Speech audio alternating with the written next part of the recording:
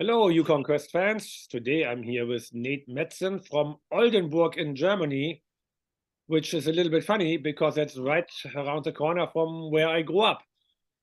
Nate, what the hell Pretty did get you? close. Yeah, what the hell did get you to Whitehorse in the Yukon and to sign up for the Yukon Quest 100? Well, I was always really into dog sports, and I trained dogs for years before I found mushing for myself. And then almost immediately when I started helping a friend who happens to live in the Yukon, I kind of fell in love with the idea of having an excuse to have 40 dogs and travel the lands with them. And then I spent 2 seasons handling, and immediately I kind of felt like it was my true calling, or like my purpose to become one of those people, those crazy humans that have a bunch of dogs and go out in the winter and go race or go camping, go travel with them, and then just kind of almost sacrifice your life for the team, for the pack. But I really like it. So, and then I always dreamed of living somewhere else outside of Europe. I always had envisioned a highway with yellow stripes instead of white stripes, and mountains and endless nature. And first time I drove up the Alaska highway with a friend, I kind of found that in northern Canada, and then the Yukon has its own special magic. So ever since I was here for the first time, I kind of was like, oh, this feels really home. So I want to make this possible for myself. Well, That's I how I can, got here. yeah, I can very much relate to that. When I came to the Yeah. Yukon for the first time, I was like, oh yeah, there's something special about it. And yeah, small world as it is, you're actually sitting in a cabin I built in 1998. I know, yeah. And Oh, you built it. I was only 2 years old when you built this cabin. oh, that's too funny. Yeah. And well, this cabin has seen a lot of dogs inside. And from what I understand, nothing has changed. No, I happen to have my puppies in here right now. There's 6 little pups, Oh, very and the nice. other ones are getting fed outside right now. Because yeah, I have seen plenty of pictures of you dogs all over the place. I was like, yeah, that feels like right at home. Yeah, I usually have a few in the house. Right now, it's only my first sled dog and his brother that I trust inside with the pups, but usually I have a variety of different dogs in here.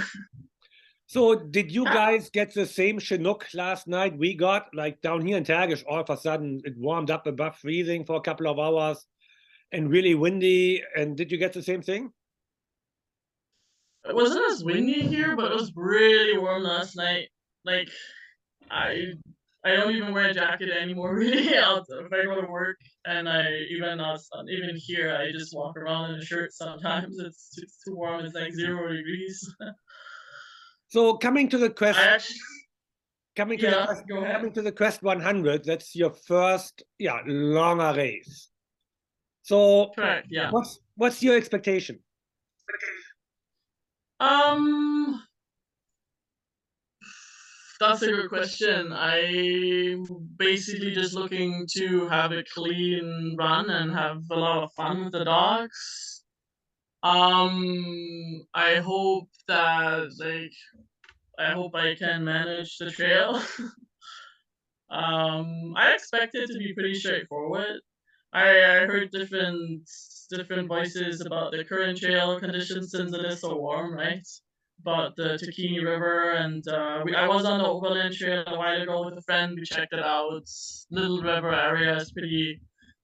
It's not There's not that much snow yet, so I just hope it's gonna be more snow covered. But other than that, from what I heard, and I organized the Yukon journey with other mushers, so I know where the trail goes. So in theory, I expect it to be pretty straightforward, but I think the hardest part for me personally, just because I didn't have that much experience on rivers and ice, I think that's gonna be the biggest challenge for me to navigate that fine. But I have trust in my skills and that I can manage, or I hope. I wouldn't have signed up if I didn't think I feel ready for it. So I gave myself time all season to see where I can go with my dogs, since there was a bunch of things that happened early in the season and a lot of other factors of stress that I wasn't sure where I would be mentally and so on. And I was like, if by Christmas we can go far, I'm gonna sign up, and that's what I did. Nice, nice. Yeah, so I mean, Yeah. the trail goes 13 kilometers from your home. So yeah, checking out the little river area for you is quite possible. That's always been, I would say, the lowest snow area around. You know, overflow can be a little bit of an issue there too, but nothing really out of the ordinary. You know, but by that time, you're 30 some miles into the race, 36 miles into the race, or even more than that. So yeah, so you know that should be pretty nice. So are you going to planning on spending the 4-hour mandatory in the time station, or you plan to stay on longer, or you play it by ear, or what's your thought on that? Oh, currently I'm planning on just doing the 4 and then leaving. Oh, okay. Yeah, I don't think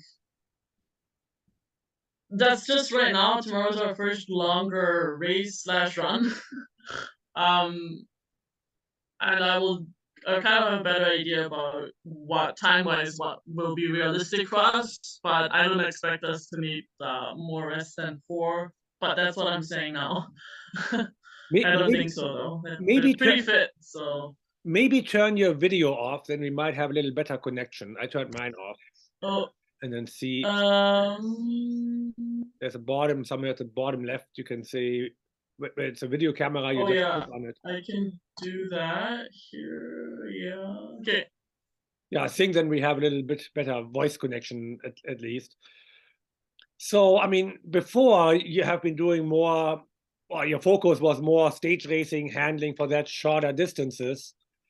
So, Yeah. is this a switch you plan on doing permanently, like more towards mid and long distance? No, my goal has actually always been to one year go to Wyoming. That's my favorite race. Um, so I want the kennel that can do those 7 days, 6 days. um, but since I live here and I happen to have the chance to travel the scenery of the Yukon here on different trails, and my team is right now is the average age is 3, and they're all most of them. Some of them, like half of them, come from a mid distance team, the other half from a mid distance sprint, kind of like it's mismatched.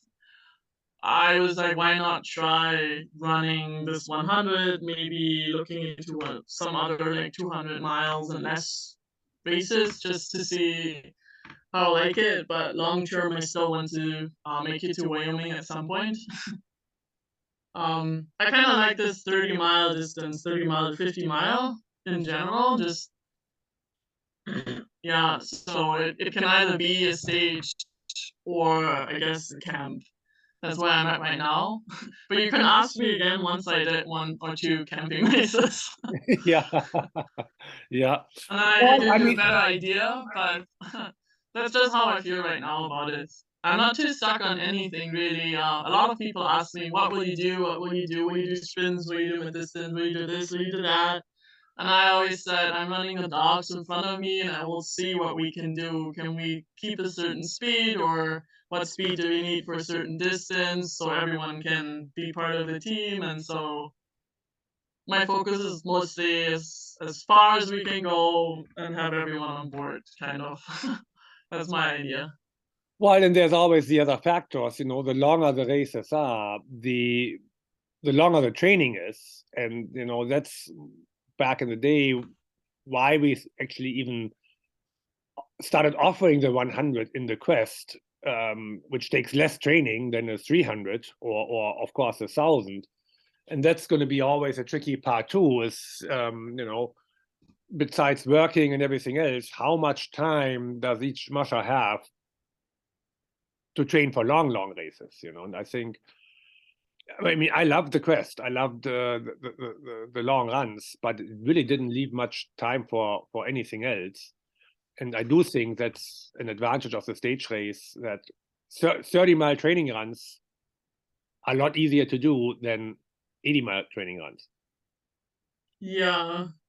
And that's another thing that's very true, like, with my full-time job, it's more or less always, like, it's a lot of planning to figure out how to train and kind of squeeze some longer runs maybe in a week, but usually you don't have time.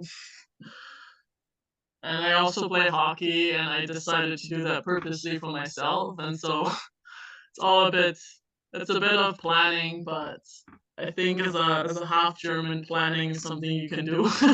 But I don't know. I'm kind of all things considered, I'm pretty happy with where the dogs are. Like we I want to do a few more long runs here, and then I'm gonna stop running far. That's my own philosophy, and that's what I learned over time, and just keep them all happy. And I think rest is as much important as mileage is, and like rest and like I feel like it should almost be 50-50. It depends on the dog, but I don't know, having some downtime, I think, is mentally and physically really beneficial to a dog, just as it is beneficial to a human. And so, yeah, I looked more at, I had a training plan, kind of. I kind of threw it out in October again. um, but yeah, you can only do what you can do, and that for that reason, the 100 is kind of ideal if you have a full time job, because yeah, like you said, you can squeeze the long ones on the weekends maybe, and still get a team ready. I think if I would, yeah, 4,000. I don't know if you can do it with full time work. Maybe some people did, but would be harder for sure. Yeah, I'm totally with you on the rest being very important for the dogs. So looks like you have things figured out very nicely there. Well, I'm looking forward to seeing you on the trail. I'm probably going to be snow machining a little bit of it. And Nice. while we still have some cell phone coverage, maybe do a couple of Facebook Lives and stuff from the trail. So Nate, very much, thanks very much for taking the time to talk to us, and safe training to the quest. You have a few more weeks, and enjoy. Thank you. Thanks a lot.